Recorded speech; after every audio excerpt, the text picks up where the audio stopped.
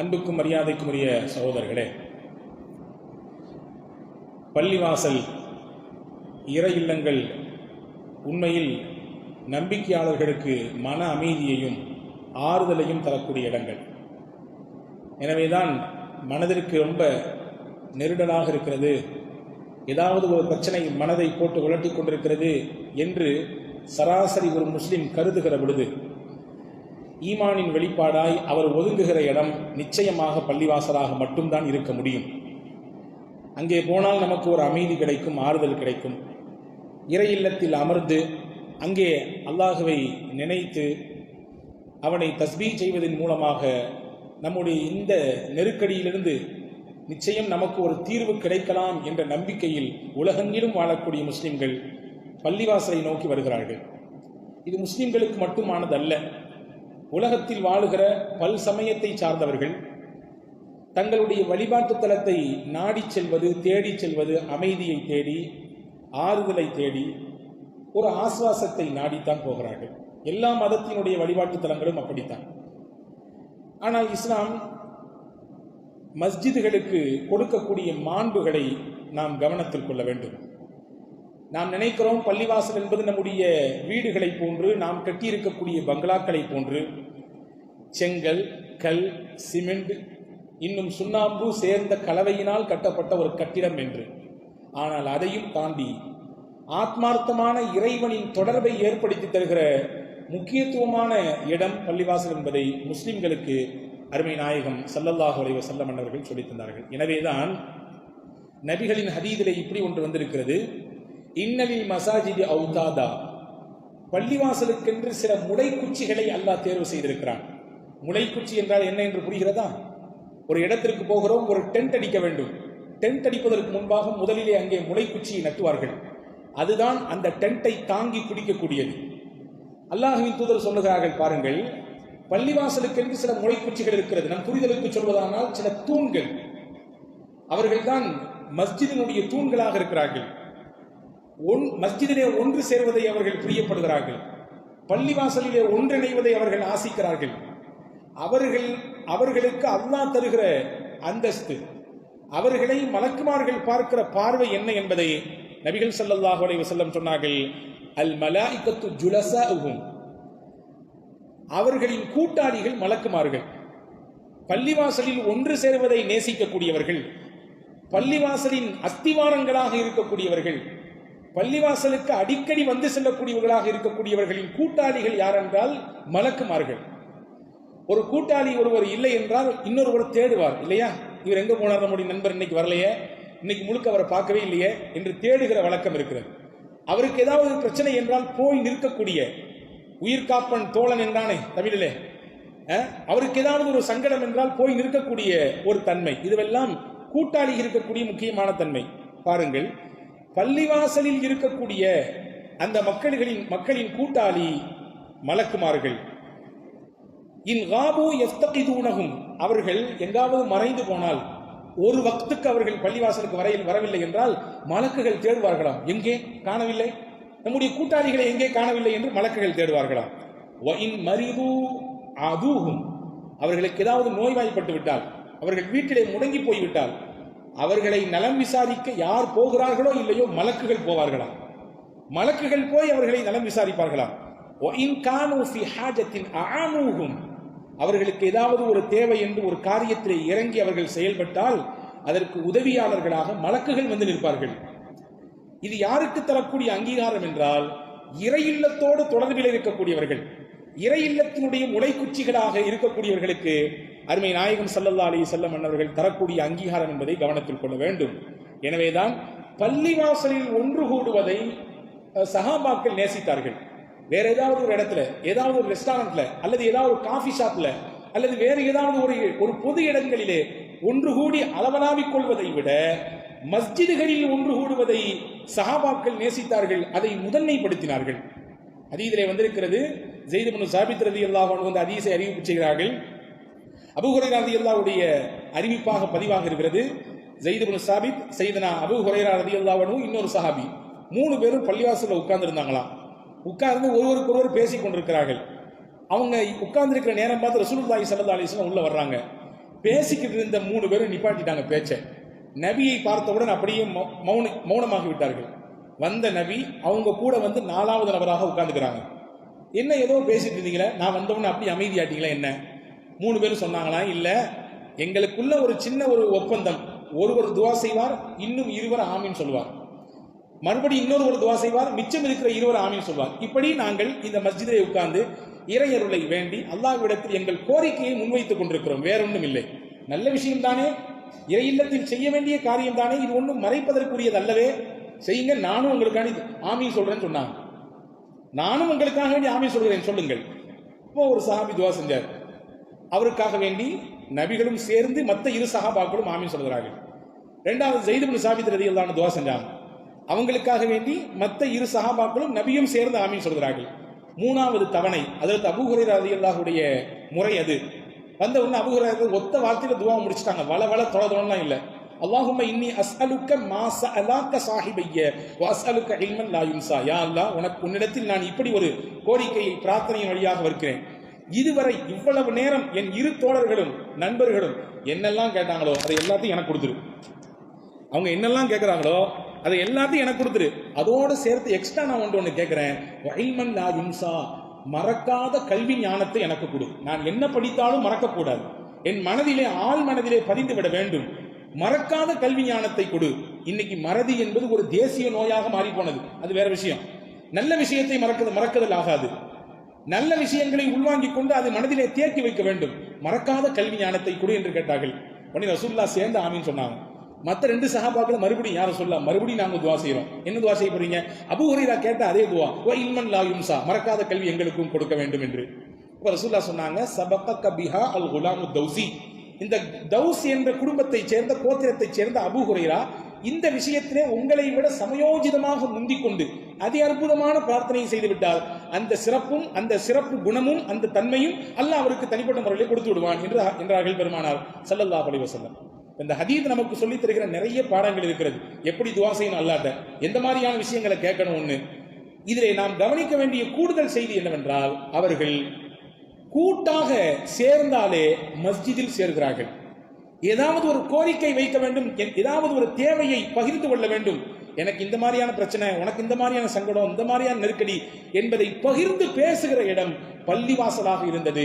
அல்லாஹ்விடத்திலே அவர்கள் முறையிட்டார்கள் என்பதாக நாம் இங்கே பார்க்கிறோம். எனவேதான் பள்ளிவாசல் என்பது இறை நம்பிக்கையாளரின் இதய பகுதி. அது பள்ளிவாசல் என்பதான ஆரம்பத்திலே சொன்னேனே, வெறும் அது கட்டிடம் அல்ல, நம்மை ரப்போடு இணைத்து வைக்கக்கூடிய அதி அற்புதமான ஒரு இடம் அது. எனவேதான் பள்ளிவாசலுக்கு மரியாதை செய்ய வேண்டும் என்பதை மார்க்கம் கற்றுத்தருகிறது. பள்ளிவாசலில் எப்படி நடந்து கொள்ள வேண்டும் என்பதை மார்க்கம் கற்றுத்தருகிறது. ஏன்னா பள்ளிவாசலோடு தொடர்பில் இருக்கிற அனைத்துமே சிறப்பிற்குரியதாக மாறுகிறது. பாருங்கள், ஸல்லல்லாஹு அலைஹி வஸல்லம் சொன்னதாக செய்தன அனஸ் இப்னு மாலிக் ரலியல்லாஹு சொல்றாங்க, நாளை மறுமையிலே அல்லாஹு தஆலா சொல்வானாம், இன்னல்லாஹ ல யுனாதி யௌமல் கியாமா, மறுமையிலே அல்லாஹ் அழைப்பான். எப்படி அழைப்பான்? ஐன ஜீரானி, ஐன ஜீரானி, என் அண்டை வீட்டுக்காரனை எங்கே, என்னுடைய பக்கத்து வீட்டுக்காரனை எங்கே என்று அல்லாஹ் கேட்பானா. நான் கேட்டா சரி, நீங்க கேட்டா சரி, நம்ம எல்லாத்துக்கும் பக்கத்து வீட்டுக்காரங்க இருக்கிறாங்க, நெய்பர்ஸ் இருக்கிறாங்க. அல்லாஹ் கேட்பானாம், என்னுடைய அண்டை வீட்டுக்காரரை எங்கே, என்னுடைய பக்கத்து வீட்டுக்காரரை எங்கே. மலக்குகள் கேட்பாங்களாம், யா அல்லாஹ், உனக்கு அண்டை வீட்டுக்காரராக வருவதற்கு யாருக்குத்தான் தகுதி இருக்கிறது? உனக்கு பக்கத்து வீட்டுக்காரராக இருக்கிறதுக்கு யாருக்கு அந்த அந்த அந்த அருகதை இருக்கிறது? அல்லாஹ் சொல்லுவானாம், ஐன உம்மருல் மசாஜித், பள்ளிவாசலை பராமரித்த, பள்ளிவாசலை நிர்வகித்த அந்த பராமரிப்பாளர்கள் தான் என்னுடைய அண்டை வீட்டுக்காரர்கள். பள்ளிவாசலை பராமரிப்பவர்களுக்கு அல்லாஹ் தருகிற அந்த மகுடத்தை பார்க்க வேண்டும். உலகத்தில் அவர் அப்படி சொல்றாரு, இப்படி சொல்றாரு, தூக்கி எறிஞ்சிட வேண்டியதான், அதெல்லாம் தட்டி விட்டுற வேண்டியதான்.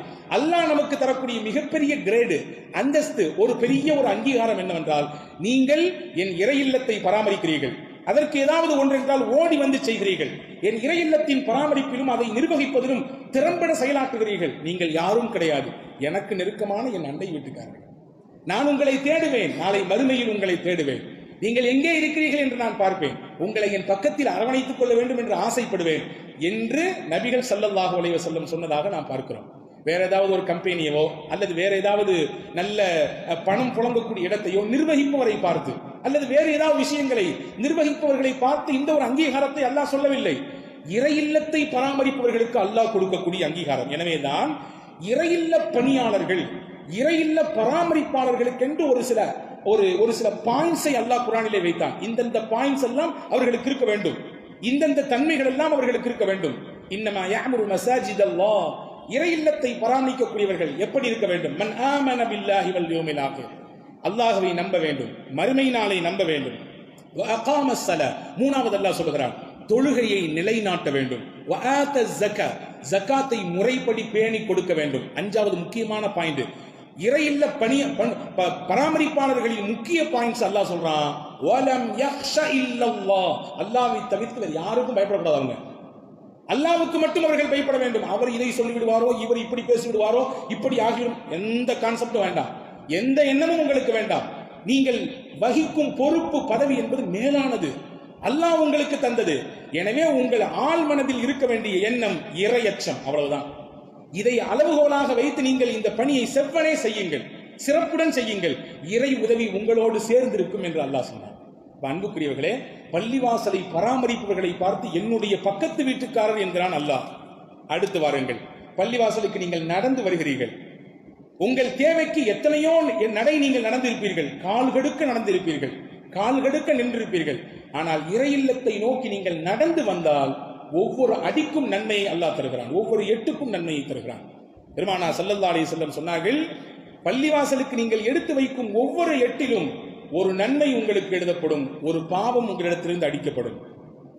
இப்படி ஒரு செய்தி வந்திருக்கிறது ஹதீஸிலே, பஷ்ஷிரில் மஷாஈன ஃபித் துலம் இலல் மசாஜித் பின் நூரி தாமி யௌமல் கியாமா. அதிகாலை இருள் சூழ்ந்திருக்கிற நேரம், அந்த நேரத்தில் ஒரு தொழுகை உண்டு, அந்த தொழுகைக்கு பெயர் தான் ஃபஜ்ர். அந்த இருள் சூழ்ந்த நேரத்திலே பள்ளிவாசலுக்கு ஒருவர் இருட்டிலே நடந்து இறை இல்லத்தில் வணங்க வேண்டும் என்ற எண்ணத்தில் வருகிறார். ரசூலுல்லாஹ் சொன்னாங்க, இருட்டில் நடந்து வந்த இவருக்கு அல்லாஹ் நாளை மறுமையிலே தன் பேரொளியை கொடுப்பான், தன் பேரொளியை கொடுப்பான். வேற எந்த நோக்கத்துக்கும் வரல, அல்லாஹ்வை இபாதத் செய்யணும், நிக்கணும், தொழணும், கொஞ்ச நேரம் நான் நிம்மதியாக அல்லாஹ்வை வணங்க வேண்டும் என்ற எண்ணத்தில் நடந்து வந்தார் பள்ளிக்கு. அல்லாஹ் சொன்னான், நாளைக்கு இவருக்கு தன் பேரொளியை கொடுத்து அழகு பார்ப்பான் என்றார்கள் ஹுமான் நபி ஸல்லல்லாஹு அலைஹி வஸல்லம். பக்கத்தில், பள்ளிக்கு பக்கத்தில் வீடு கிடைத்தால் நல்லது என்று நாம் நினைக்கிறோம். அருமை நாயகம் ஸல்லல்லாஹு அலைஹி வஸல்லம் சொன்னாங்க, உங்க பள்ளிவாசலுக்கும் உங்க வீடுக்கும் கொஞ்சம் தூரம் இருந்தால் நல்லது, கொஞ்சம் தூரம் இருந்தால் நல்லது. அப்படி என்றால் வீட்டை பக்கத்தில் வைத்தவர்கள் என்றால் அபாக்கியசாலிகளா கிடையாது. கூடுதல் சிறப்பை நமக்கு சொல்லித் தருகிறார்கள். கொஞ்சம் தூரம் இருந்தால் நீங்கள் கூட 4 எட்டு எடுத்து வச்சு நடப்பீங்க. அப்படி நடக்கிற பொழுது ஒவ்வொரு எட்டுக்குமான நன்மையை உங்களால் பெற முடியும் என்று நபிகள் ஸல்லல்லாஹு அலைஹி வஸல்லம் சொல்லித் தருகிறார்கள். 2, பள்ளிவாசலை கட்டி கொடுத்தால், பள்ளிவாசலுக்கான செலவினங்களிலே கொஞ்சம் நாம் பங்கெடுத்துக் கொண்டால் அல்லாஹ் நமக்கு தரக்கூடிய கூலி என்ன தெரியுமா? எவர் பள்ளிவாசலுக்காக வேண்டி ஒரு செங்கல் வாங்கி தருகிறாரோ, அல்லது சிறிதோ பெரிதோ ஏதோ அதை கட்டுமான பணியிலே, அதை மராமத்து பணி செய்யக்கூடிய பணியிலே தன்னுடைய பொருளாதாரத்தை போடுகிறாரோ, பெருமானா சொன்னார்கள், அதற்கு பகரமாக நாளை மறுமையிலே அல்லாஹ் அவருக்கு ஒரு வீட்டை கொடுப்பான் சொர்க்கத்தில். இங்க ஒரு வீடு வாங்குறதே படாத பாடா இருக்குது. மேலகீழ போய் நாம் துடித்து போகிறோம். பல நேரங்களில் எத்தனையோ லட்சக்கணக்கான நபர்களின் கனவு ஒரு சொந்த வீடு வாங்கிவிட வேண்டும் என்பது இல்லையா? வருடக்கணக்கில் தலைமுறையாக வாடகை வீட்டில் வாழ்பவர்களிடத்தில் போய் கேளுங்கள், உங்கள் ஆசை என்ன? எப்படியாவது மௌத்துக்கு முன்னாடி ஒரு சொந்த வீட்டை வாங்கி அதுல ஒரு 2 நாளாவது இருந்து போயிடணும். அல்லாஹ் சொல்லுகிறான், உங்களுக்கு சொந்த வீடு சொர்க்கத்தில் வேண்டும் என்றால் இங்கே பள்ளிவாசலான அல்லாஹ்வின் வீட்டுக்கு நீங்கள் உதவியாளராக இருங்கள். அதை கட்டிக் கொடுப்பதற்கு, அதை மராமத்து பணி செய்வதற்கு, அதனுடைய பராமரிப்புக்கு உங்கள் பொருளாதாரத்தை கொடுங்கள். அல்லாஹ் உங்களுக்கு வீட்டை தருவான் சொர்க்கத்திலே. 3, ஹஜ்ரத் ரசூலுல்லாஹ் தொடர்கிறார்கள், பள்ளிவாசலை நீங்கள் சுத்தம் செய்தால், சுத்தம் செய்யத்தான் பணியாளர் இருக்கிறாரே, அதற்கென்றுதான் நாம் ஒருவரை ஊதியம் கொடுத்து வேலையிலே நியமித்திருக்கிறோமே, யோசிக்க வேண்டாம். பள்ளிக்கு வந்தீர்கள், ஏதோ சில உங்கள் கண்களில் படக்கூடிய சில அழுக்குகள், தூசுகள் அல்லது ஏதாவது சில காகிதங்கள் கீழே குனிந்து நீங்கள் எடுத்து அப்புறப்படுத்தினீர்கள். உங்களுடைய மொத்த அந்த உங்களுக்கான அந்த வெயிட்டை எல்லாம் தூக்கி இறக்கி வச்சுட்டு, இது அல்லாஹ்வின் வீடு, வேறு யார் வீடும் கிடையாது. இதை இறையில்லம் என்பது யாரும் உரிமை கொண்டாட முடியாத இடம், அல்லாஹ்வுக்கு மட்டுமே உரிமையான இடம். எனவேதான் அல் குர்ஆனிலே சொல்கிறான், வஅன்னல் மஸாஜித லில்லாஹ், பள்ளிவாசல் என்பது அல்லாஹ்விற்குரியது. ஃபலா ததுஉ மஅல்லாஹி அஹத, அங்கிருந்து கொண்டு அவனை தவிர்த்து வேறு யாரையும் நீங்க அழைக்கக்கூடாது. அல்லாஹ்வை மட்டுமே அழைக்கக்கூடிய, அவனிடத்தில் மட்டுமே கையேந்தக்கூடிய இடம் இது அப்படிங்கிற செய்தியோட சேர்த்து இதுல வேற யாரும் உரிமை கொண்டாட முடியாதுன்றான் அல்லாஹ். இது எங்க அத்தா இடம், எங்க மாமா வக்ஃப் செஞ்ச இடம் அல்லது வேறு ஏதோ ஒரு காரணத்திலே வைத்துக் கொண்டு உரிமை எல்லாம் இங்கே கொண்டாட முடியாது. இது இறை இல்லம், அல்லாஹ்விற்கு சொந்தமானது. எனவே அல்லாவின் வீட்டிலே நீங்கள் கீழே குனிந்து ஒரு பொருளை அப்புறப்படுத்தினீர்கள் என்றால் பெருமானார் உங்களுக்கு தரக்கூடிய சர்டிபிகேட் என்ன தெரியுமா? உங்கள் உள்ளத்திலே ஈமான் பிரகாசமாக இருக்கிறது, உங்கள் உள்ளத்திலே இறை நம்பிக்கை அப்படியே தகதகவென்று ஒளிமயமாக பேரொழியோடு மின்னிக் கொண்டிருக்கிறது என்பதை பெருமானார் சொன்னார்கள். ஒரு வயதான பெண்மணி, மஸ்ஜித் நபவியை கூட்டி பெருக்கி சுத்தம் செய்யும் பெண்மணி, அந்த அம்மா மௌத்தாகி போயிட்டாங்க. இறந்தது ராத்திரி நேரம். ரசூலுல்லாவை ஏன் நம்ம டிஸ்டர்ப் பண்ணணும், நம்மளே தொழுகை அடக்கம் பண்ணிடலாமேன்னு சொல்லி சஹாபாக்கள் அடக்கம் பண்ணிட்டாங்க. மறுநாள் எப்போதுமே பள்ளிவாசலை கூட்டி பெருக்கக்கூடிய அந்த அம்மா பள்ளிவாசல காணோம். ரசூலுல்லா விசாரிச்சாங்க, நபியே நேற்று ராத்திரி அந்த அம்மா வஃபாத் ஆயிட்டாங்க. சரி, ரசூலுல்லா அப்படி கடந்து போயிடுவாங்கன்னு நினைச்சாங்க சஹாபாக்கள். நபி கேட்டாங்க, ஏன் என்ன எழுப்பலன்னு கேட்டாங்க. அந்த அம்மா வஃபாத் ஆனதற்கு ஏன் எனக்கு செய்தி சொல்லவில்லை, ஏன் ஜனாசாவிலே பங்கெடுக்க எழுப்பவில்லை? யார சொல்ல, கூற்ற பெண் தானே, ஒரு விதமான பார்வை இருக்கும். அவர் மோதினார் தானே, பள்ளிவாசல பராமரிப்பு செய்யக்கூடிய தோட்டி தானே அப்படின்னு ஒரு விதமான இழிவான பார்வை இருக்கும். ரசூலுல்லாஹ் அந்த பார்வைக்கு சம்மட்டி அடி கொடுக்கிறார்கள். அப்படி நினைத்து சொல்லுகிறார்கள், கூற்ற பெண்மணி தானே. ஸல்லல்லாஹு அலைஹி வஸல்லம் கடிந்து கொண்டார்கள், முகம் கோபத்தால் சிவந்தது. தல்லூனி அலா கப்ரிஹா, எங்கே அடக்கம் செய்திருக்கிறீர்கள் அந்த இடத்தை காட்டுங்க. நாங்கள் ஸல்லல்லாஹு அலைஹி வஸல்லம் இடத்தம் காட்டப்பட்டது. ரசூலுல்லாஹ் அங்கு போய் ஒருத்தர் குழிக்குள்ள ஜனாசா முடிஞ்சு தொழுகையெல்லாம் முடிஞ்சு நல்லடக்கம் செய்யப்பட்டதற்கு பிறகு அந்த கபருக்கு மேல நின்று பக்கத்துல இருந்து அந்த பெண்மணிக்காண்டி துவா செய்து தொலை வைத்தார்கள். அவர்களுக்காக மன்னிப்புக்காக அல்லாஹ்ட்ட மன்றாடினாங்கன்னா அது அந்த பெண்ணுக்கு இருக்கிற தனிச்சிறப்பு அல்ல, அந்த பெண் செய்த வேலைக்கு அல்லாஹ்வின் தூதர் கொடுக்கிற மரியாதை. இத்தனை ஆண்டுகள் மஸ்ஜிதை கூட்டி பெருக்கினார்கள், மஸ்ஜிதுக்காக வேண்டி தொடப்பத்தை கையில் ஏந்தினார்கள், மஸ்ஜிதிற்காக வேண்டி வந்து அவர்கள் சுத்தம் செய்து கொடுத்தார்கள். இதற்கு அல்லாஹ் கொடுக்கிற மரியாதை, அவனுடைய நேரடி மன்னிப்பை இந்த பெண்ணுக்கு வழங்க வேண்டும். எனவேதான் நான் நேரடியாக களத்துக்கு வந்துட்டேன். நாங்கள் சொன்னாங்க, பள்ளிவாசலில் ஏதாவது ஒரு விஷயம் இருந்தால் உடனடியாக பார்த்து குனிந்து எடுத்து போடுவதற்கு எந்த தயக்கமும் வேண்டாம். அதன் மூலமாக நம்முடைய அங்கீகாரம், நம்முடைய அந்தஸ்து அல்லாஹ்விடத்திலே உயர்கிறது என்பதை சொல்லித் தந்தார்கள். மஸ்ஜிதுக்கு ஒரு 10 நிமிஷம் முன்னாடி வந்துட்டீங்க, தொழுகைக்கு இக்காமத்துக்கு 10 நிமிஷம் சும்மா உட்கார்ந்துருக்கீங்க. ரசூலுல்லாஹ் சொன்னாங்க, நீங்க உட்கார்ந்திருக்கிற இடத்தினால, நீங்க உட்கார்ந்திருக்கக்கூடிய இடம் மகத்துவமானது, நீங்கள் எதிர்பார்த்து அமர்ந்திருக்கக்கூடிய இடம் அதை விட மகத்துவமானது. நீங்க எதை எதிர்பார்த்து அமர்ந்திருக்கீங்க? ஏதாவது 4 ரூபா கிடைக்கும்னா, அல்லது வேற ஏதாவது வியாபார வாய்ப்புகள் அமையும் என்றா, அல்லது வேறு ஏதாவது பேச்சுவார்த்தை நடக்கும் என்ற கிடையாது. 4 ரக்காயத் தொழணும், அவ்வளவுதான். நீங்கள் எதிர்பார்த்து அமர்ந்திருப்பதும் சிறப்பானது, நீங்கள் இருக்கும் இடமும் சிறப்பானது. எனவே நீங்கள் 10 நிமிடம் அல்ல 10 மணி நேரம் அப்படி அமர்ந்திருந்தாலும் ஒவ்வொரு செகண்டுக்கும் அல்லாஹ் உங்களுடைய கணக்கில் நன்மை எழுதி கொண்டே இருப்பான். நன்மை மட்டுமல்ல பெருமக்களே, மலக்குகள் நான் அமர்ந்திருக்கிறேன் என்றால் எனக்காக வேண்டி பெயர் சொல்லி அல்லாஹ்விடத்தில் துஆ செய்வார்கள். யா அல்லாஹ், உன் இல்லத்திலே உன்னை வணங்க வேண்டி எதிர்பார்ப்போடு ஆனந்தத்தோடு காட்சி அமர்ந்து கொண்டிருக்கிறார். அல்லாஹும்ம ஃபில்லாஹ், அல்லாஹும்ம ரஹம், யா அல்லாஹ் இவருடைய பாவத்தெல்லாம் மன்னிச்சு, யா அல்லாஹ் இவர் மீது அருள் கொடு, இவருக்கு ரஹமத்தை கொடு, இவருக்கு பரக்கத்தை கொடு என்று மலக்குகள் துஆ செய்வார்கள். காரணம், அவர் அமர்ந்திருக்கும் இடம் மகத்துவமானது. எனவேதான் பள்ளிவாசல ஒழுக்கமா அமர்ந்திருக்கணும்னு சொல்றோம். காலை நீட்டிக்கொண்டு அமர்ந்திருப்பது ஒரு விதமான நிலையிலே பள்ளிவாசல் அதனுடைய ஹுர்மத்தை, அதனுடைய கண்ணியத்தை இழிவுபடுத்தும் விதத்திலே அமருவது, உட்காருவது, பேசுதல் இதுவெல்லாம் தடை செய்யப்பட வேண்டும் என்பதை நபிகள் ஸல்லல்லாஹு அலைஹி வஸல்லம் கற்றுத் தருகிறார்கள். இப்ப எதிர்பார்த்து பள்ளிவாசலில் அமர்ந்தாலும் நன்மை. நபிகள் சொன்னார்கள், நாளை மறுமையிலே நிழல் இல்லாத அந்த நாளிலே அல்லாஹ் சிலருக்கு நிழலை தருவான். அந்த நிழல் தருகிற நபர்களில் ஒருவர் உண்டு. அவர் யார் தெரியுமா? கல்புஹு முஅல்லகும் பில் மசாஜித், பள்ளிவாசலோடு உள்ளத்தை இணைத்துக் கொண்டவர். பள்ளிவாசல்ல இருந்து போனார்னா அடுத்து எப்போ பள்ளிவாசலுக்கு வருவோன்ற எண்ணத்துல போவார். எப்படியாவது அசர்த்து முடிச்சா போதும், வெளியே போயிடலாம் அப்படின்ற சிந்தனை கிடையாது. அடுத்து போனால் எப்பொழுது திரும்பி வருவோம், அடுத்த வக்து, அடுத்த நேர தொழுகை எது என்ற எதிர்பார்ப்பிலேயே அவருடைய நேரமும் காலமும் கழியும். பள்ளி, அவர்தான் பள்ளியை விட்டு வெளியே போகிறார், ஆனால் அவர் உள்ளமெல்லாம் பள்ளிவாசலோடு தான் தொடர்பில் இருக்கிறது. இவருக்கு அல்லாஹ் தரக்கூடிய அந்தஸ்து, மதிப்பு என்னவென்றால் அரிசின் நிழலை கொடுத்து அவருக்கு அழகு பார்க்கிறான் என்றார்கள் பூமான் நபி ஸல்லல்லாஹு அலைஹி வஸல்லம். கவலையை தீர்த்து கொடுக்கிற இடமாக பள்ளிவாசல் இருக்கிறது. இன்னைக்கும் அப்படிதான் இருக்குது, அன்னைக்கும் அப்படிதான் இருந்துச்சு. கவலையோடு கஷ்டத்தோடு முகம் வாடிய முகத்தோடு ஒரு சஹாபி வந்து அமர்ந்திருக்கிறார். பள்ளிவாசல் தான் வந்து அடக்கலமானார். பெரிய கடன் சுமை இருக்குது, ரொம்ப பெரிய கஷ்டம், கவலை, என்ன செய்யறதுன்னு தெரியல, ரப்பே நீ தான் வழிகாட்டணும்னு சொல்லி வந்து உட்கார்ந்திருக்காரு. ரசூலுல்லாஹ் அந்த சஹாபிக்கு துஆ சொல்லி கொடுத்தார்கள், நீங்கள் இப்படி செய்யுங்கள், இப்படியான காரியத்தை செய்யுங்கள், அல்லாஹ் உங்களுக்கு வழிகாட்டுவான் என்று பெருமானார் ஸல்லல்லாஹு அலைஹி வஸல்லம் சொல்லிக் கொடுத்தார்கள். அந்த சஹாபி செய்தார்கள். அவர்களுடைய கஷ்டம் எல்லாம் தீர்ந்தது, கவலை எல்லாம் போனது. கவலையை போக்குகிற அருமருந்தை அல்லாஹ் இந்த கட்டிடத்திற்குள்ளே தான் வைத்திருக்கிறான். நலம் விசாரிக்கும் இடமாக பள்ளிவாசல். ஸல்லல்லாஹு அலைஹி வஸல்லம் பள்ளிவாசல் உட்கார்ந்து இருப்பாங்க. யாருக்காவது ஏதாவது உடம்பு சரியில்லைன்னா இங்கிருந்து தான் கேட்பாங்க, ஏன் அவர் வரல, அவர் ஏன் இன்னைக்கு காணோம், என்னாச்சு, அவருக்கு உடம்பு சரியில்லை, யார சொல்லலாம், போலாமா நம்ம அவர் வீட்டை பார்க்கறதுக்கு, அவரை போய் நலம் விசாரிக்கலாமா, போய் விசாரித்து விட்டு வருவோமா, ஏதாவது ஆறுதல் வார்த்தை சொல்லுவோமா என்று கேட்பார்கள். சஹாபாக்கள் உடன்படுவார்கள். பள்ளிவாசலிருந்து அந்த டீம் அப்படி போய் அந்த நோயாளியான மனிதரை சந்தித்து நலம் விசாரித்து விட்டு வருவார்கள். இப்போ ஒருவரை காணவில்லை என்றால் தேடும் இடமாக பள்ளிவாசல் இருந்திருக்கிறது. ஒருவருக்கு நோய் என்றால் அதை விசாரிக்கும் இடமாக பள்ளிவாசல் இருந்திருக்கிறது.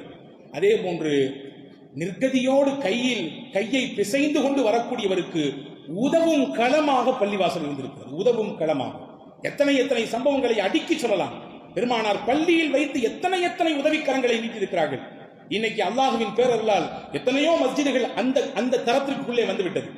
எத்தனையோ பள்ளிவாசல்கள் 5 நேர தொழுகை முடிந்துவிட்டால் கேட்டை இழுத்து சாத்திவிட வேண்டியதுதான் என்ற சிந்தனையை கடந்து உதவும் களமாக ஒரு மையப்புள்ளியாக பள்ளிவாசலை மாற்றி வருகிறார்கள். அதற்கு மிகச்சிறந்த உதாரணம் அல்லாஹுவின் பேரருளால் நம்முடைய பள்ளியும் உட்பட, இல்லையா? இது அல்லாஹ் நமக்கு கொடுத்த கிஃப்ட். இப்போ உதவும் களமாக பள்ளிவாசல் இருந்திருக்கிறது. வழக்காடும் இடமாக பள்ளிவாசல் இருந்திருக்கிறது. ஏதாவது ஒரு பிரச்சனை என்றால் வந்து வழக்காடுகிற இடமாக பள்ளிவாசல் இருந்திருக்கிறது. பாருங்கள், அதி அற்புதமான ஒரு செய்தி. இன்னைக்கு நீங்க மஸ்ஜித் நபவிக்கு போனீங்கன்னா நீங்க கண்டிப்பா பார்க்க வேண்டிய முக்கியமான இடத்தில் ஒன்று ரவுதத்துல் ஜன்னான்னு சொல்லுவாங்க, சொர்க்கத்து பூங்காவனம். அந்த பச்சை கார்பெட் விரிச்சு அந்த இடத்துல தொழக்கூடிய தொழுகை, அது சொர்க்கத்தில் நின்றதாகத்தான் அர்த்தம். நின்றதை போன்றுலாம் கிடையாது, அது சொர்க்கம் தான். அது சொர்க்கத்தினுடைய துண்டு அப்படியே அல்லாஹ் உலகத்துல வச்சிருக்கான்னா, உலகத்திலேயே ஒரு இடம் உண்டு என்றால் அது மதீனாவிலே பெருமானா ஸல்லல்லாஹு அலைஹி வஸல்லம் அடங்கி இருக்கக்கூடிய அந்த அடக்கஸ்தலத்திற்கும் நபிகளின் மெம்பருக்கும் இடைப்பட்ட அந்த துண்டு பகுதி, அது ரவுதத்துல் ஜன்னா மிர் ரியாதில் ஜன்னா நாங்க ஸல்லல்லாஹு அலைஹி வஸல்லம். அந்த துண்டில் ஒரு தூண் இருக்கிறது. அந்த தூண் நிறைய தூண் இருக்குது, அதுல ஒரு தூண் உஸ்துவானத்தே தௌபான்னு சொல்லுவாங்க, தௌபாவின் தூண். இன்னொரு பேர் இருக்கு உஸ்துவானத்தே அபூ லுபாபா, அபூ லுபாபாவுடைய தூண். யார் இந்த அபூ லுபாபா, என்ன தௌபா? இந்த வரலாற்றை பின்னால் போய் பார்த்தால் நெகிழ்ச்சியான வரலாறு. ஒரு நீண்ட பெரிய செய்தி நான் சுருக்கமாக தருகிறேன். பனு குறைதா என்ற ஒரு கூட்டம், அவர்கள் நபிகளிடத்திலே முஸ்லிம்களிடத்திலே செய்து கொண்ட ஒப்பந்தத்தை மீறி போய்விட்டார்கள். மீறி போன அந்த ஒப்பந்தக்காரர்களை, அந்த ஒப்பந்தத்தை மீறியதினாலே அவர்களை போர்க்களத்தில் எதிர்கொள்ள வேண்டும் என்பது அல்லாஹ்வின் உத்தரவு. கிளம்பி போகிறார்கள். அவர்கள் எல்லாம் போய் வீடுகளிலே தங்களுடைய கோட்டைகளிலே ஒளிந்து கொண்டு அப்படியே வீட்டை விட்டு வெளியே வரவே இல்லை. கிட்டத்தட்ட ஒரு 20-25 நாளைக்கு மேல ஆயிப்போச்சு. முற்றுகை தொடர்கிறது. இப்ப சமரசம் பேசலாம் என்ற நிலை வருகிற பொழுது அங்கிருந்து அந்த பது குறைதா யூத குழு, அது அவங்க சொன்னாங்க, நீங்க வேற யாரையும் அனுப்பாதீங்க, எங்க சொந்தக்காரர் அபூ லுபாபான்னு ஒருத்தர் அவனை அனுப்புங்க, அவருக்கு நாங்க என்ன ஏதுன்னு பேசி அனுப்புறோம் என்று சொன்னார்கள். நபிகள் ஸல்லல்லாஹு அலைஹி வஸல்லம் அபூ லுபாபா போக சொன்னாங்க. போக சொல்லும் பொழுது ஒரு செய்தி சொன்னாங்க, நீங்க போய் வேற இன்னும் சொல்ல வேண்டாம், என்ன செய்யணும்னு கேட்டா உங்களிடத்திலே ஒப்பந்தம் போட்டவர் சஅத் இப்னு முஆத், அவர் என்ன சொல்லுகிறாரோ அதற்கு நீங்கள் கட்டுப்படுங்கள் என்று மட்டும் சொல்லுங்கள் என்று சொல்லி அனுப்பினார்கள். வேற எதுவும் சொல்லக்கூடாது. இவர் போனாரு. அபூ லுபாபா போய் இந்த மாதிரி சொன்னாங்க, நீங்க வந்து சஅத் இப்னு முஆத் என்ன சொல்றாங்களோ அது கேட்கணுமாமா. உடனே அபூ லுபாபாட்ட அந்த மக்கள் கேட்டாங்க, பனு குறைதா அந்த கூட்டம், யூத கூட்டம், ஒப்பந்தத்தை மீறிய கூட்டம் கேட்டது. சரி, அவர் சொல்றதை நாங்க கேட்டா எங்களுக்கு என்ன நடக்கும் அப்படின்னு கேட்டாங்க. ஒரு திமிர்த்தனமான பதிலை போன்று. அபூ லுபாபாவுக்கு பொறுக்க முடியல. ரசூலுல்லாஹ் வேற எதுவும் சொல்லக்கூடாதுன்னு சொல்லியிருக்காங்க. ஆனா மீறி கட்டுப்படுத்த முடியாமல் இப்படி கையை வச்சு வேற என்ன அதுதான் அப்படின்னாங்க. அப்படின்னா என்ன அர்த்தம்? அதுதான் கத்தில் தான், முடிஞ்சு போச்சு, உங்களுக்கு கதையை முடிச்சிட வேண்டியதான்னு சொன்னாங்கன்ற மாதிரி சொல்றாங்க. சொன்னதுக்கு பிறகுதான் அவருக்கு ஒரு யோசனை, ஆஹா நபி சொல்லாத ஒரு விஷயத்தை சொல்லிட்டோமே, கட்டுப்படுங்கள் என்று மட்டும்தான் சொல்ல சொன்னாங்க, நாங்க இப்படி சொல்லி அவரை பயன்படுத்திட்டோமே, அவங்களுக்கு ஒரு அச்சத்தை ஏற்படுத்திட்டோமே, தேவையில்லாத ஒரு குழப்பம் ஏற்படுவதற்கு காரணமாக போச்சுன்னு சொல்லி பயந்து நேர ஓடியாந்து மஸ்ஜித் நபவியில ஒரு தூண்ல கயிறை கொண்டு வந்து தன்னையே கட்டிக்கிட்டாரு. கை காலு எல்லாத்தையும் கட்டிப்படி சொன்னாரு, நான் அவுக்க மாட்டேன், நான் சாப்பிட மாட்டேன், நான் தண்ணி குடிக்க மாட்டேன், இங்கேயே கிடப்பேன். அல்லாஹ்வும் ரசூலும் இந்த விஷயத்தில் எனக்கு மன்னிப்பு கொடுக்கும் வரை, அல்லாஹ்வும் ரசூலும் என்னை மன்னிக்காத வரை நான் இதிலிருந்து அவிழ்த்துக் கொள்ள மாட்டேன், சாப்பிட மாட்டேன், குடிக்க மாட்டேன் என்று சொல்லி அவரே தனக்குத்தானே அந்த ஒரு விஷயத்தை ஏற்படுத்திக் கொண்டார். ரசூலுல்லாஹ் சொன்னாங்க, ஏன் அவர் அப்படி செஞ்சாரு? நேரம் நம்மள்ட்ட வந்து சொல்லிட்டாமல்ல, செய்யக்கூடாத ஒன்று செஞ்சிட்டாரு, சொல்லக்கூடாத ஒன்று சொல்லிட்டாரு, நம்மள்ட்ட சொன்னா நம்மளே அதற்கான தீர்வை அல்லாஹ்விடத்திலே மன்னிப்பை பெற்றுக் கொடுத்திருக்கலாமே. சரி, நம்மை விட அல்லாஹ்வை நாடி விட்டார், அவனே தீர்வை திரட்டும். நபி சொன்னாங்க, அவனே தீர்வை திரட்டும். இப்படி சில நாட்கள் கழிக்கிறது. ஒரு 4 நாள் 5 நாள் ஆச்சு. எதுவும் உண்ணாம குடிக்காம இருந்து மனுஷன் அவருடைய உடம்பில் இருக்கிற எல்லா நீர்ச்சத்தும் இறங்கி ஒரு கட்டத்தில் மயக்கப்படுகிற வந்துறாரு. இதுக்கு பின்னாடி தான் அல்லாஹ் ஒரு வசனத்தை இறக்குறான். என்ன வசனம் என்றால் சூரத்து தௌபாவினுடைய ஒரு வசனம், இன்னமத் தௌபத்து அலல்லாஹி லில்லதீன யஅமலுன ஸூஅ பிஜஹாலத்தின் ஸும்ம யதூபுன மின் கரீபின் ஃபஉலாயிக யதூபுல்லாஹு அலைஹிம். எவர் ஒருவர் அறியாமையினால் ஒரு பாவம் செய்துவிட்டு தான் செய்தது பாவம்தான் என்பதை நினைத்து வருந்தி அல்லாஹ்விடத்திலே தௌபா கேட்கிறாரோ அல்லாஹ் அவருடைய பாவத்தை மன்னித்து விடுவான். இது ஒரு ஜெனரலான ஆயத்து தான். ஆனாலும் கூட இது அவர் விஷயத்தில் இறக்கப்பட்ட ஆயத்து தான். எல்லாத்துக்குமே பொருந்தும். எல்லாரும் பாவம் செய்யறோம், எல்லாம் தப்பு செய்யறோம். ஒரு கட்டத்தில் திருந்தி மனம் வருந்தி நான் செய்யறதான் தப்பு, இத்தனை வருஷம் அப்படி பண்ணிட்டேன், நீ மன்னிச்சு தான் ஆகணும் என்னைய என்று தௌபா செய்து விட்டால் நம்மை மன்னிக்க மாட்டான் அல்லாஹ், நிச்சயம் மன்னிப்பான். இது சொன்ன உடனே இந்த வசனம் இறங்கிடுச்சு. ரசூல் ஸல்லல்லாஹு அலைஹி வஸல்லம் செய்தி சொன்னாங்க, இந்த மாதிரி அபூ லுபாபாவுக்கு தௌபாவை அல்லாஹ் ஏத்துக்கிட்டான், அவரை அவிழ்த்து போக சொல்லுங்கன்னா. எல்லாரும் வந்து அவிழ்க்க வந்து ரசூலுல்லாஹி அவிழ்க்க வருகிறார்கள். ரசூலுல்லாஹ் வீட்டில் இருக்கிறாங்க. அபூ லுபாபா சொன்னாரு, யாரும் கை வைக்க கூடாது, ரசூலுல்லாஹ் வந்து அவிழ்க்கணும், அப்பதான் நான் போவேன். நபி வந்து என்னை அவிழ்த்து விட வேண்டும், அல்லாஹ் சொன்னதாக நபி எனக்கு சொல்ல வேண்டும், அதுவரை நான் அவிழ்க்க மாட்டேன் என்று சொன்னார்கள். ரசூலுல்லாஹி ஸல்லல்லாஹு அலைஹி வஸல்லம், அபூ லுபாபா நீங்கள் செய்த தௌபாவை அல்லாஹ் ஏத்துக்கிட்டான், உங்களை அல்லாஹ் மன்னிச்சிட்டான், அல்லாஹ் உங்களை பொருந்தி கொண்டான் என்ற செய்தியை, சுப செய்தி அவருக்கு சொல்லி அவிழ்த்து விட்டதாக ஒரு வரலாற்று செய்தி இருக்குது. நான் எதுக்கு இதை சொல்றேன்னா, ஒரு பிரச்சனை என்றால், ஒரு வழக்கு என்றால் முதலில் சஹாபாக்கள் போய் நிற்கும் இடம் பள்ளிவாசல். அங்க வச்சு இதற்கான தீர்வை தேடுவோம், இதற்கான விடையை அங்கிருந்து தேடுவோம் என்ற சிந்தனையை சஹாபாக்களுக்கு நபிகள் ஸல்லல்லாஹு அலைஹி வஸல்லம் ஊட்டி கொடுத்தார்கள். எனவே அன்புக்குரிய சகோதரர்களே, பள்ளிவாசல் என்பது ஒரு மூமினுடைய வாழ்வோடு இத்தனை தூரம் தொடர்புடையது. எனவேதான் பள்ளிவாசல்களை கட்டுகிற பொழுதே அதை எப்படி கட்ட வேண்டும் என்கிற வரைமுறையை மார்க்கம் சொல்லித் தருகிறது. இன்னைக்கு மஸ்ஜித் நபவி எங்கே போய் பார்த்தா காணக்கண் கோடிதான் வேண்டும், பறந்து விரிந்து காட்சி. வலது பக்கம் பார்க்க அது ஒரு தூரத்துக்கு போகுது, கண்ணு கட்டின தூரம் பள்ளிவாசல் சஃப்பு, இடது பக்கம் கண்ணு கட்டின தூரம் பள்ளிவாசல் சஃப்பு, பின்னாடி பார்த்தா அவ்வளவு பிரம்மாண்டம். ஆனால் இதனுடைய துவக்கம் ஒரு சின்ன இடம். அந்த சின்ன இடம் யாருக்கு சொந்தமானது? 2 அனாதை பிள்ளைகளுக்கு சொந்தமானது. சஹிலு சுஹைல் அந்த பிள்ளைங்க பேர். பனு நஜ்ஜார் என்ற குடும்பத்தை சேர்ந்த பிள்ளைகள், பாப்பா அம்மா இல்லாத அனாதை யத்தீமான பிள்ளைகள். ரசூலுல்லாஹ் அந்த இடத்துல பள்ளிவாசல் கட்டணும்னு ஆசைப்படுறாங்க. அப்ப சொல்லப்படுது எத்தீமான பிள்ளைகளுக்கு சொந்தமானது, ஆனா கட்டிக்கலாம், அது பார்த்துக்கலாம், பின்னாடி ஏதாவது வந்தா அப்படின்ற மாதிரி பேச்சு வருமல்ல. அந்த பேச்சு வந்து ரசூலுல்லாஹ் சொன்னாங்க, முதல்ல அந்த பிள்ளைகளை கூட்டு வாங்க. பிள்ளைகளை கூட்டு வந்தாங்க. எப்பா இந்த மாதிரி இந்த இடத்துல பள்ளிவாசல் கட்ட போறோம், கட்டிக்கலாமா அப்படின்னு கேட்டாங்க. அந்த பிள்ளைங்க சொன்னாங்க, தாராளமா கட்டிக்கலாம். சரி, இந்த இடத்துக்கு என்ன கிரயம், எவ்வளவு வேண்டும்? 2 பிள்ளைகளும் மனம் திறந்து சொன்னார்கள், நாயகத்தை பார்த்த பிள்ளைகளாச்சே, அவர்களை பார்த்து ஈமான் கொண்டவர்களாச்சே, எவ்வளவு தூரம் அந்த உள்ளத்தில் ஈமான் இருக்கும். அல்லாஹ்வுடைய வீட்டுக்கு நாங்க ஃப்ரீயா கொடுப்போம், காசுலாம் வேண்டாம், எங்களுக்கு என்ன காசு, இது அல்லாஹ்வின் இல்லத்திற்காக வேண்டி கேட்கக்கூடியது, நாங்க ஃப்ரீயா தர்றோம், இதற்கு கூலி அல்லாஹ்விடத்தை எதிர்பார்க்கிறோம். ரசூல் சொன்னாங்க, பரவாயில்ல நல்லா போச்சு, சரி காரியம் முடிஞ்சிச்சு அப்படின்னு விடல. அப்படி சொல்லக்கூடாது, ஃப்ரீ அதெல்லாம் வேண்டாம், இதற்கென்று ஒரு காசு இருக்குது, இலவசம் என்பதெல்லாம் தேவையில்லை, இதற்கு என்ன காசோ இதற்கு என்ன கிரயமோ சொல்லுங்கள், நான் கொடுத்துதான் இதை கட்டுவேன் என்றார்கள் குமார் நபி ஸல்லல்லாஹு அலைஹி வஸல்லம். அப்படி அந்த ஏழை யத்தீமான அந்த சிறுவர்களுக்கு பணம் கொடுத்துதான் அந்த இடம் வாங்கப்பட்டது. அதற்கு பிறகுதான் பள்ளிவாசல் கட்டப்பட்டது. இப்ப பள்ளிவாசலின் துவக்கமே அடுத்தவருக்கு உரிய இடம் என்றால் ரசூலுல்லாஹ் தூரம் நின்று வேடிக்கை பார்த்து அதனை உரிய முறையில் தான் செய்திருக்கிறார்கள். இறை இல்லம் தான். நபி நினைத்திருந்தால் நபிக்கான செல்வாக்கு அங்கே பெருகி இருந்தது. யாரும் எதுவும் கேட்க மாட்டார்கள், எதுவும் சொல்வதற்கு இல்லை. உரிமைப்பட்டவரே நான் முன் வருகிறேன் தருவதற்கு என்று சொல்லும் பொழுது வேற யாரும் என்ன சொல்ல முடியும்? ஆனால் அந்த இடத்திலும் நபிகள் வரம்பு மீறவில்லை. ஹாரூன் ரஷீத் பாதுஷா என்ற ஒரு மன்னர் இருந்தார், உங்களுக்கு தெரியலாம். இன்னைக்கு நம்ம பிள்ளைகளுக்கும் ஹாரூன் ரஷீத் பேர் வைக்கிறவல்ல, அப்பாசிய ஹலீஃபாக்களில் முக்கியமான ஒரு மன்னர் அவர். அவருடைய ஆட்சி காலத்திலே அவருடைய ஆட்சி பரப்பளவு மட்டும் உலகத்தின் பகுதியை பெற்றிருந்தது. அவ்வளவு பிரம்மாண்டமான ஆட்சி அதிகாரத்திற்கு சொந்தக்காரர் அவர். பாக்தாதுக்கு போகிறார் ஒரு நாள். பாக்தாதிலே ஒரு பிரம்மாண்டமான மசூதி கட்டப்பட்டிருக்கிறது. அவர் வந்துவிட்டார் என்ற செய்தியை கேள்விப்பட்டு ஒரு யூத பெண்மணி அந்த ஹாரூன் ரஷீத் பாதுஷா போய் சொல்றாங்க, இந்த பள்ளிவாசலை கட்டியிருக்காங்கல்ல, இந்த பள்ளிவாசல் பக்கத்துல என் வீடு இருந்துச்சு முன்னாடி, என்கிட்ட வந்து கேட்டாங்க காசு தருவோம், அந்த வீட்டை கொடுத்துருமான்னு சொல்லி நான் மாட்டேன்னு சொன்னேன். எப்படியோ பேசி மொழிவி என்னை சம்மதிக்க வைத்து 2 மடங்கு காசை கொடுத்து என் வீட்டை வாங்கிட்டாங்க. எங்க அப்பா, எங்க தாதா, எங்க குடும்பம் எல்லாம் வாழ்ந்த இடம் அது. இன்னைக்கும் அந்த இடத்தை பார்க்கும் போதெல்லாம் என் மனசு அப்படியே இருக்குது. எல்லாத்துக்கும் இருக்கும், பிறந்த இடம், வளர்ந்த இடம், பாப்பா அம்மா வாழ்ந்த இடம், நம்முடைய மூதாதைகள் வாழ்ந்த இடம். அதை பார்க்கிற பொழுது அங்கே போகிற பொழுது ஒரு அமைதியும் ஒரு ஆனந்தமும் ஏற்படுகிறது. இது மனிதனின் இயல்பு. அது அந்த அம்மா சொன்ன உடனே ஸல்லல்லாஹு அலைஹி வஸல்லமின் வழியிலே வந்தவர்கள் ஆயிட்டே, ஒரு நீத மிகுந்த ஆட்சியாளர் ஆயிடுச்சு.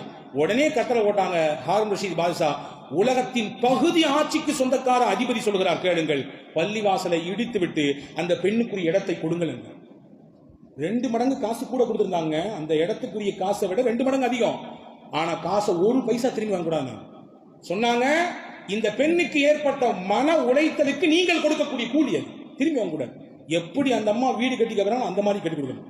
ஜாமியா மஸ்ஜித் பிரம்மாண்டமான பள்ளி, இடித்து தள்ள வேண்டும், அதனுடைய ஒரு பாகம் இடிக்கப்பட வேண்டும், அது அடுத்தவர்களுக்கு சேர வேண்டியது. அடுத்தவரின் மனக்குமுறலோடு ஒரு பள்ளி வாசல் எழுந்தால், அந்த இடத்தில் இறைவனை நினைப்பதற்குரிய ஒரு கூட்டம் கூடினால் அங்கே நிம்மதி கிடைக்காது, அங்கே ஆனந்தம் பிறக்காது என்றார்கள் ஹாரூன் ரஷீத். இதுதான் இஸ்லாமிய பண்பு கலாச்சாரம். எந்த சமயமாக இருந்தாலும் சரி, அடுத்தவர்களுக்குரிய இடம் என்றால் அங்கே கை வைக்க கூடாது என்பதை ஆண்டாண்டு காலமாக தலைமுறை தலைமுறையாக நாயகம் தொட்டு நல்லோர்கள் வரை நமக்கு சொல்லிக் கொடுத்த பாடம் இது. அன்பர்களே, எனவேதான் மஸ்ஜிதை இழக்கிற பொழுது முஸ்லிமின் உள்ளம் அப்படியே குமுறுகிறது. இன்னைக்கு பாலஸ்தீனத்திலே இத்தனை மாதம் அந்த மக்கள் உயிரை கொடுத்து ஏன் போராடுறாங்க?